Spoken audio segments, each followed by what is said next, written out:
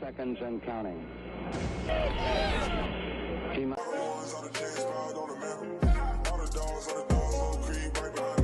Hey, what's up, guys? Clutch Entertainment here, back with another video. And today, the Texans have finally completed the 2023 NFL Draft. This draft marked a new era of Houston Texans football. Let's just get straight into it. I'm going to name off all the picks, and we'll kind of just give our opinions on it as I'm joined here with Jacob, and hopefully everyone enjoys. So, with the first pick the Texans had, was the second overall pick in the draft. They took C.J. Stroud, the quarterback from Ohio State. With the third pick in the draft, they traded up from 12. They traded up with a 2024 first round pick, their own first round pick. They traded a future third round pick as well, and they also got a fourth round pick in return. After that, they traded up from 65 to 62 to select Juice Scruggs, the center guard from Penn State. Played most of his time at center, passed some positional versatility to him, high IQ guy, team captain. We'll get a little bit more into him later.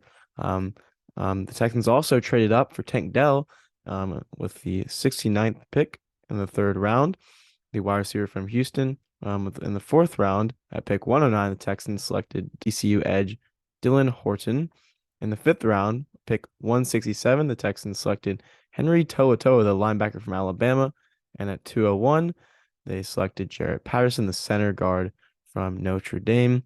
At pick 205, they selected Xavier Hutchinson, wide receiver from Iowa State. And with their last pick in the draft in round 7, pick 248, they selected Brandon Hill, the safety from Pittsburgh. So, pretty much about what we expect here from the Texans, making 9 selections. But let's just kind of go from top to bottom here. Jacob, what are your thoughts on the Texans' first pick with C.J. Stroud? I think that was the correct pick, and most people would agree with that. They needed a franchise quarterback, and they got the franchise quarterback. He's extremely accurate. He's maybe the best thrower of the football in the entire draft. He does a great job of reading the field. He will just put the ball on the money, and I think he's a great fit in the scheme. That was absolutely the right pick for the Texans. He can come in, be your day one starter, and has franchise potential. I was hoping they didn't overcomplicate it, and they did. Yeah, I kind of just felt like logic kind of took over for the Texans, and also kind of felt like that was the plan all along. At the end of the day, no one really knew what the Texans were going to do other than Nick Caserio and D'Amico Ryans. They went with C.J. Stroud, just a pure thrower of the football. He's got great mechanics, and overall, he's going to work his tail off to be a franchise quarterback. He wants to be great.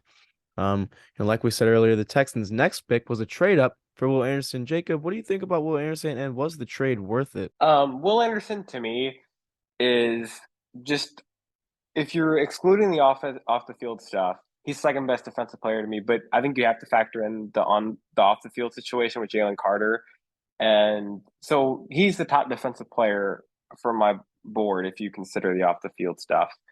Super high character guy. He's great off the edge. He's a great fit for what D'Amico wants to do as a wide 9. I mean, there's no complaints as a player. He does everything you would want. He's a great run stopper. He's got a super high floor. He's going to make an impact next year, no matter what. He's going to be a great player. He'll probably be the best edge on the roster.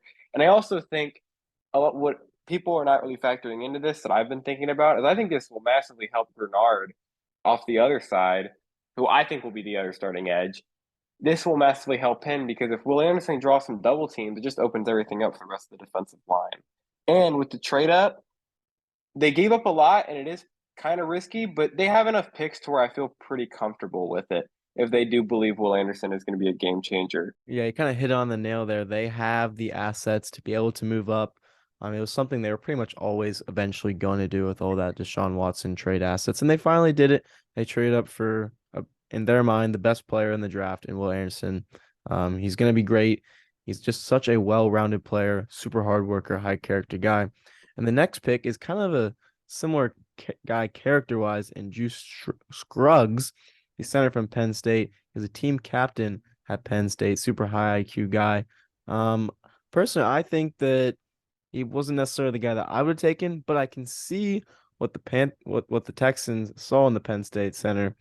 He's got really impressive grip strength, good upper body, strong base. I do believe that he will likely be the starting center here in Houston. Obviously, the Texans did adjust the offense line in another way in the draft, which we'll get to soon. But it's not much competition for Juice, if we're being honest, when it comes to Scott Quessenberry, Michael Dieter. I think it's pretty obvious that Juice Scruggs is going to be the center for the Texans, and it also goes to show how highly they valued Juice Scruggs. I heard that Bobby Slowick was very impressed with Scruggs, and the Texans had Scruggs as their center three, as where lots of teams probably had different guys there. But at the end of the day, they also traded up for him, and it just shows that that was their guy. The next pick, it was also a trade up in Tank Dell. Jacob, Tank Dell is an electric playmaker, and how is he going to fit into the Texans' offense? It'll be interesting to see how he fits. Um, I think he's going to play the slot, and Mechie will play on the outside. It's just I have concerns about his size. He's not my favorite pick that they made, but I do think he is going to be a good player. The run after catchability and the speed are great to have. I do have concerns about the size, though. Like I said, he's just really small, and like I think it'll limit him. You can't really play him on the outside because if he gets pressed, he's not going to stand a chance. Yeah, But he has a ball in his hands, and that's kind of what the offense needed. They didn't have a guy that you could get the ball to and really feel that great about him making guys miss in the open field. yeah. I mean, Dell just kind of adds another element to this offense, something that they haven't had in a long time. And you mentioned his frame, and Tank Dell did play the majority of the snaps from the slot, at least like 70% of the time. The thing the Texans really have to do is just scheme them open, put them in the right spots. Do not allow these bigger, more physical NFL corners to get their hands on. Don't let him get pressed. He's gonna get pushed to the sideline. He's gonna get jammed if he does that. Put him in motion, put him in the slot, line him off the ball, things like that. Even have some emotion maybe in the backfield where you can get it to him, like with the way that you see the Dolphins and the Chiefs use Tyreek Hill in the past, things like that. He's a dynamic playmaker. Personally, he's one of my favorite picks just because it's a great story. He's a talented player. He wants to be a Houston Texan. He's going to work his tail off too. He wants to be here. He's a special talent and dynamic player in the open field. And the next player that Texans drafted in Dylan Horton was kind of an interesting pick to me. I didn't feel like it was a position of need, but I do see them kind of using him in like a little bit of a tweener role. But Jacob, how could we see Dylan Horton be utilized in this Texans defense? Honestly, I'm intrigued to see how they use him because I'm not really sure. I didn't look into him that much as a prospect, but I have seen some things. He's a high ceiling guy on the inside from what I've seen. He's pretty quick, I believe, for how like where he plays. So it'll be interesting to see. I think D'Amico has a plan for him, and he looks pretty explosive. So I'm intrigued to see it. I don't know that much about him. Yeah, I mean, look, there's a ton of intrigue to Horton. He was a former safety. He committed to New Mexico as an outside linebacker. He then transferred to TCU to play defensive end in the 3-3-5 there, which means you got to be a little bit bigger. His weight fluctuated from 235 pounds to 279 pounds. That's where he was only 200 pounds as a senior in high school. So the upside is there. He hasn't played defensive end his entire life. He's, simply put it, he's played other positions when he played football. So there's lots of development there. There's a lot of production from him. He had 6 sacks in his last 2 games in college football. So a lot of upside there from Dylan Horn. I'm interested to see what they can do with him there. And the next pick was pretty much a D'Amico Ryan's pick, for being honest, with Henry To'oTo'o, linebacker from Alabama. This just kind of makes too much sense at this point, right, Jacob? Yep, it makes too much sense. It's the perfect fit. It's exactly what we needed. We were talking about on the stream last night. They needed a Mike linebacker so bad, and even if it's a fifth round guy, I mean, and I'm not gonna have massive expectations for To'oTo'o, but it's exactly what they needed. They needed that role to be filled, and I mean, I think Perriman will be the starter, but this is much better than having Christian Kirksey as a backup plan. Yeah, I mean, there's no pressure whatsoever for Henry to become that starting linebacker. You do have Denzel Perryman. Also, just the fact that he's a fifth round pick, but he was a huge leader in that Alabama locker room on and off the field. Teammates said that he was like an extension of Nick Saban on the field. He's a great communicator. He's not the biggest Mike linebacker, but he's kind of a little bit deceptive with the way he can shoot gaps, get around the linemen and things like that. Really good against the run. Needs to develop a little bit of more eye discipline against the pass, but he showed some flashes to be a really solid all-around linebacker. And if we're being honest, D'Amico Ryans is the best person to develop him into that superstar linebacker, which is exactly what he did with Fred Warner in San Francisco. The next pick, it was honestly something that I really enjoyed, and I'm doubling up on lineman here with Jarrett Patterson. Patterson played center for 2 years, and then he played guard this past season for Notre Dame. And honestly, I could see him potentially even beating out Juice Scruggs in the center competition. This is the guy that I had on my board, as where Scruggs never even made it. Someone I didn't have my eye on, and I like Patterson's game a little bit more. He's got good hand technique, really smart guy. He moves pretty well in space, great communicator. This is a guy that the Texans are going to absolutely love in the locker room, on the field. He's just a great all-around football player. Kind of surprised he fell to the 6th round, but really good value pick for the Texans. That's where you go to 205 with Xavier Hutchinson. That's even better value. Hutchinson kind of fell. Most people got the feeling that he was going to be a 3rd or 4th round pick. Obviously the Texans got Tank Dell, but Jacob, what are we going to see from Xavier Hutchinson? This is one of my favorite picks in the draft. Like value wise, I think this is the best pick they made. He this made me feel a lot better about the Tank Dell selection because they took a receiver, a bigger receiver that can play on the outside.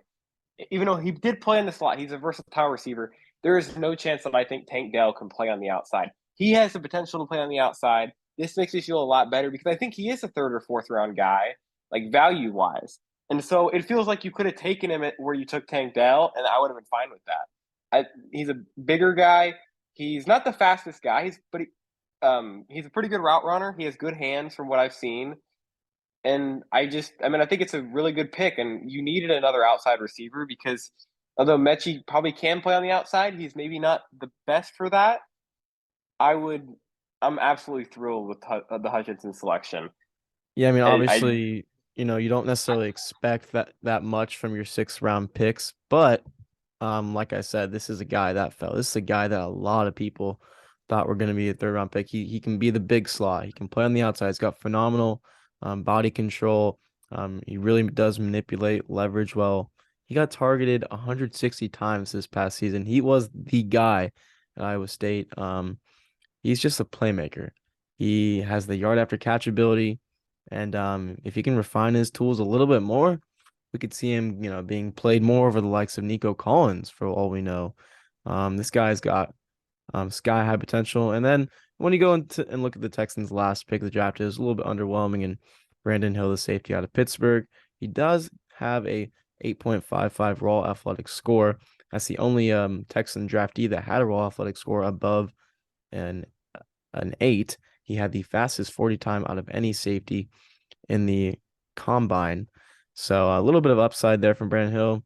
Texans are also going to be adding some undrafted free agents throughout the process, as they already got Ali Gaye, the edge from LSU, and Arizona State running back Xavier Valade. Those are some interesting guys.